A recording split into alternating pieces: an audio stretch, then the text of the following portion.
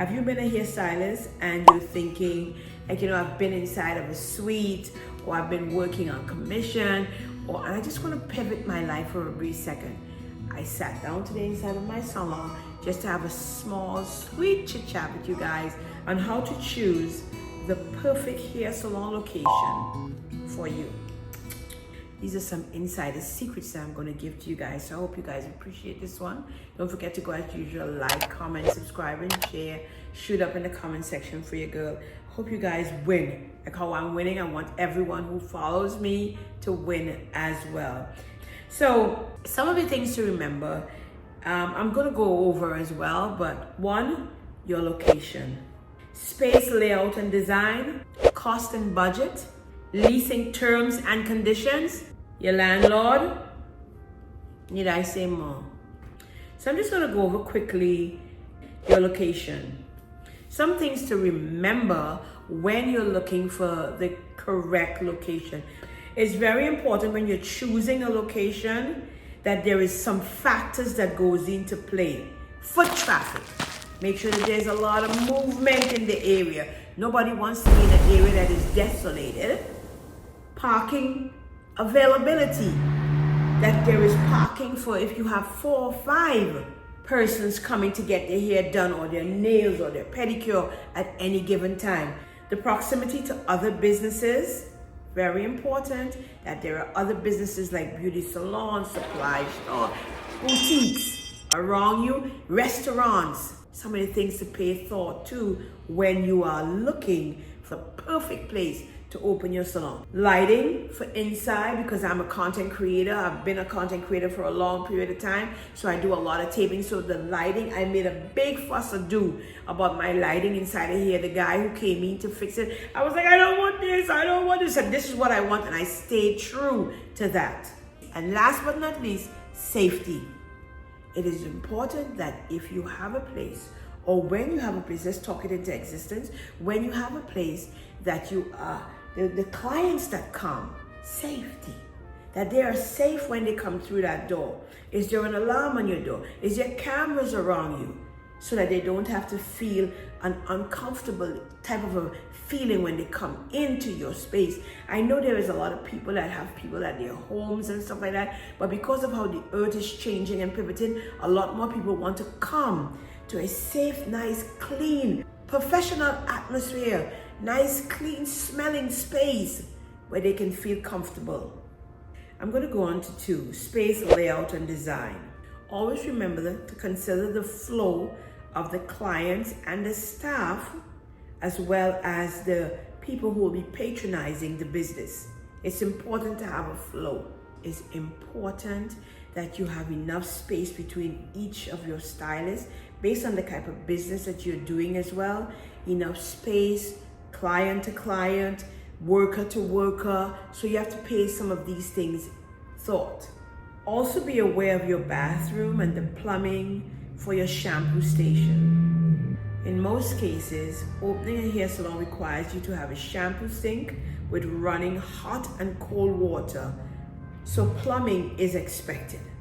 Make sure that you have great plumbing inside of the space before you go and do all of this fabulous build out and the plumbing is horrible. Because trust me, I ran into this already with one of my other salons that I had over in Georgia.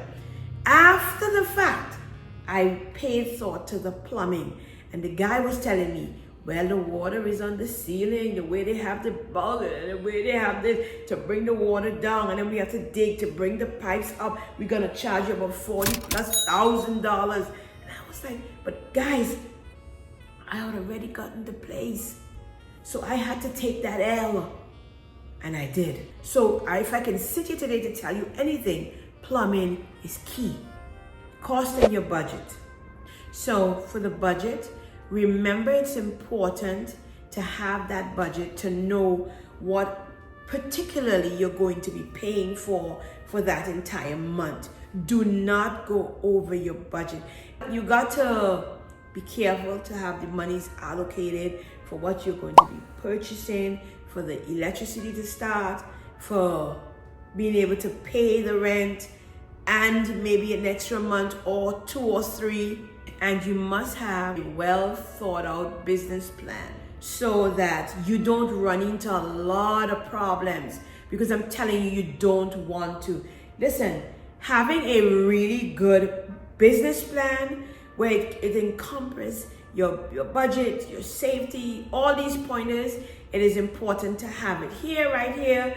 If you guys are interested in getting a play-by-play, run-by-run, things that you can implement on creating your own successful business, I have the blueprint down below. You can literally click and purchase this ebook that I've created so that you too can know exactly these are the pointers, point A, point B, point C, point D, and you wouldn't run into any problems. I made all that problems and all that headaches already, mistakes that you don't have to go through it. So if you're interested, you can go on down below and just click. It's next to nothing free. I took all of the heavy lifting out of it so that you can enjoy opening up your own space with ease. So it's important to review your lease. When I tell you meticulously, it is important to understand the renewal options, how long the lease is going to be for. You also have to pay mind to if there is any restrictions. The train is passing. The train is still passing, but I think it's at the end. Yeah, we have a train in back of us. It's lovely because I like the trains, guys, so I don't mind it. This is one of the reasons why a lot of people didn't want to rent this place, but I like it. I love trains. So anyway, so let's get back to this. Is it still going? It's still going.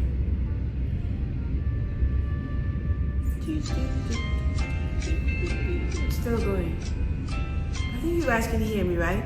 So you gotta check for any regulations or restrictions. Check to see if there's any exclusivity against any other business in the area. So guys, it's important to go over your lease meticulously. I remember that a particular lease I had, let me just sidebar for a brief second. There was a red line in the lease saying that I can have the salon, I can open the space, but I can't have a sink. Or he said, put the sink, but can't use it. Mind blowing to me, guys. Because one of the things, if you don't know, State Board is coming to see if you have a hot and cold running water sink in your business. So check, go over with a fine teeth comb the lease that the person who is running or who you're leasing this place from is writing up for you. Important. Let's get to the last point, landlord. Some landlords can be really hands-on and they're willing to help and work with you. And some landlords, they just give you the empty shell and they're very, very anal as you guys to what you put in, what you don't put in. Are they willing to work with you on the initial build out? Do they have experiences with other businesses, with local inspections and stuff like that? So some landlords are willing to work along with you. Let me just give you an example. My babe and I, we were at another place looking to rent it. And there was a huge, I think it was a fire pipe or some sort of huge pipe that the city, I think it's city, that the city have inside. Because of how the land is and they built around it, that pipe could not be removed. So I was like, is there any compensation as regards to that pipe being there? Are you gonna move it? Are you gonna bill around it? Or are you gonna give me a cut in my payments every month? There was no budging.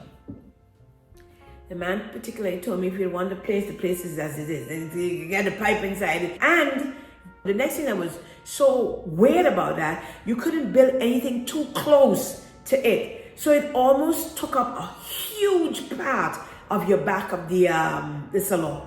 So these things are some of the things you pay thought to when you're opening up any business, any salon, restaurant, any business on the whole. So in conclusion, I just want to let you guys know that I do hope some of this sit down when I come in to sit with you guys to chit chat really blesses you guys, because I mean, I'm sitting in the shop and I'm here and I'm thinking, how can I feed the people? How can I just bless you guys with some sort of way that you can gain value? And I think with me coming in, sitting down, just letting you know some of the key things, it will be very helpful. And I hope you guys appreciate that. As I said before, if you're interested in going a little bit deep diving, a little bit more in depth and knowing a lot more of other little secrets that I have and little things that came up along the way, together this ebook down below so you can purchase, so you can do a check. For those who want to go a little bit more deep diving, for those who are a lot more serious and opening up a business. And it's so funny that I would say this, but the information that was formulated can be used for any business. You can literally copy and paste what you want. A daycare, a hair salon, a restaurant, a skating arena, whatever that business is. These are some of the things that are fundamental when you're starting any business. I hope you guys like this one. As per usual, don't forget to go like, comment, subscribe, and share. Shoot up in the comment section for your girl, where I bring you all of that good content all of the time on all of my platforms. And this one is no exception. I love you guys. Hope you guys were blessed by this one. Until we sit down again and I bring you some more gems. Stay safe and stay blessed. You can do it too.